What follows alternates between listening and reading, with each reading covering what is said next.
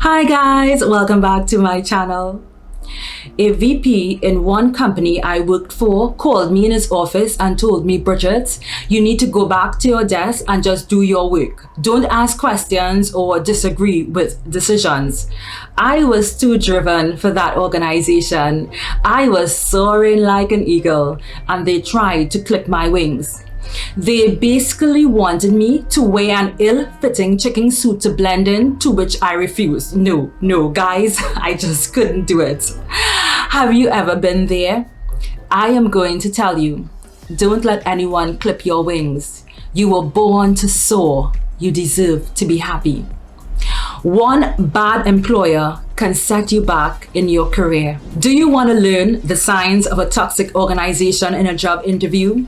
Watch this video to the end and don't forget to like, subscribe, and hit the notification bell so you don't miss any of my videos. Let's begin. Important tip.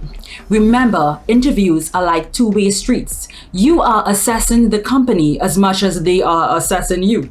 You want to know if the company is a good fit for you. Every successful professional relationship is a win-win situation for both parties. Here are my 7 signs to spot a bad employer. 1. Poor workplace facilities. Look at the office building.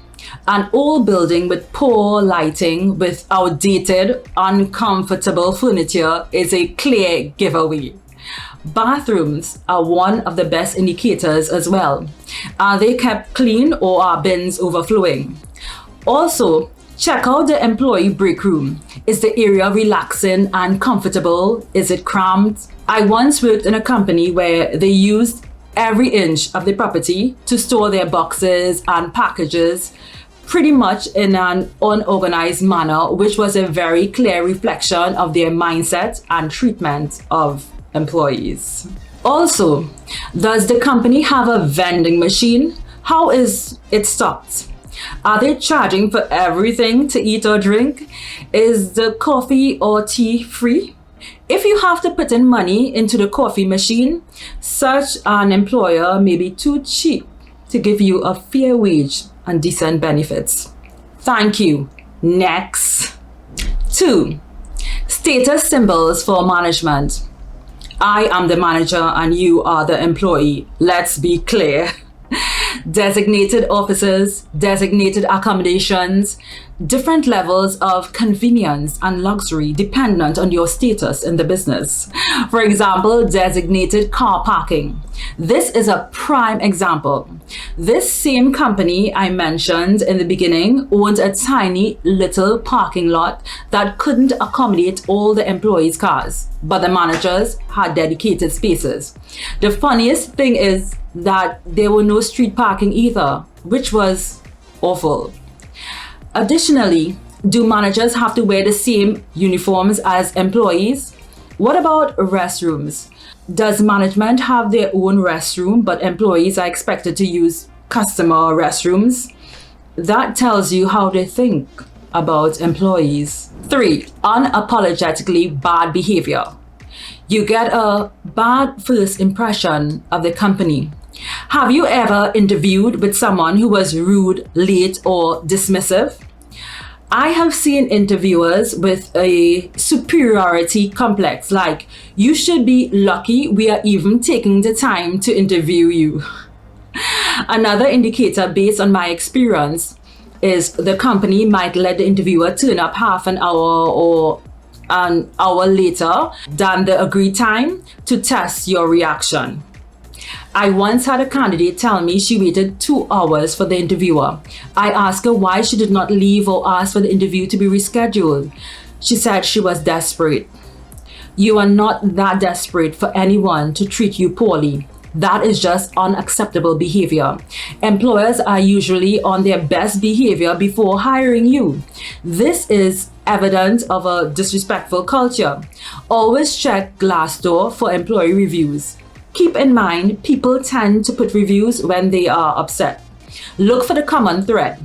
Toxic culture, micromanaging, pay is subpar. Then most likely that's the real culture there. 4. Lack of integrity. They ask you inappropriate questions. Are you married? Do you want to have kids? That is none of their business. They really want to find out if they would have to pay you any additional benefits, or it could be an organization that practices workplace discrimination. I have so many people complaining about this. You are in the interview and realize the actual job does not match the description.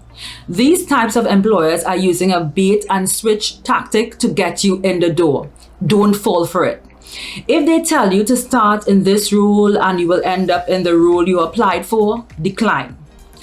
Lastly, they don't want to pay you fairly. Their offer is way below the market rates. They are blatantly trying to lowball you in the interview. From such employers, run. If someone is going to undercut you from the beginning, this is a clear sign of how you will be treated there for the rest of your tenure. 5. High turnover. When you see the same company posting the same position for months or years, major red flag. That organization has a revolving door. You can ask in the interview, how long was this position vacated? Why is this position open to begin with? What's the average tenure? Bad employers have a tough time hanging on to good employees. Also, look for signs of unhappy or happy employees. Are you greeted nicely by the reception? What does the environment feel like? Watch the office staff exits at the end of the day.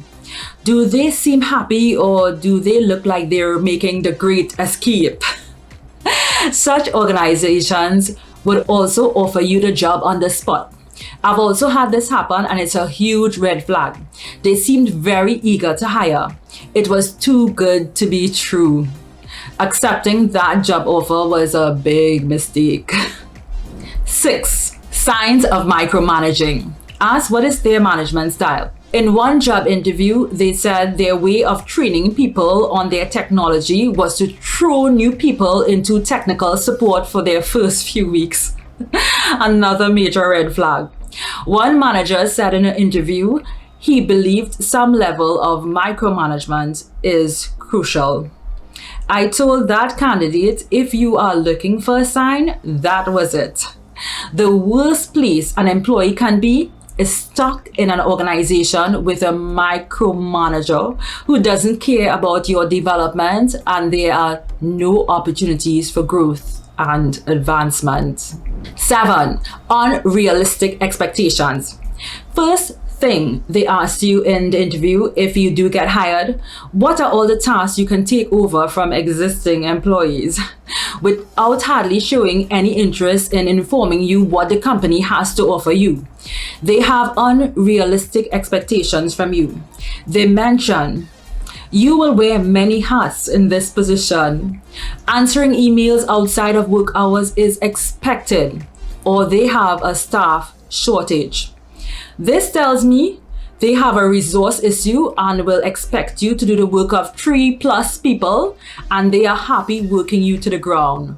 One word, run. In conclusion, no amount of money is worth staying in a toxic environment. Being jobless is scary, but have faith. There are really great positions and great companies out there who value and treat employees well. Know your worth, even if the current situation tries to make you think otherwise. You are amazing, you are awesome, and you have so much to offer. You deserve so much better. Believe in yourself and keep trying. It's just a matter of time, and the right door will open for you. Thanks for staying to the end. Don't forget to like, subscribe, and hit the notification bell so you don't miss any of my very insightful videos. Have a great day.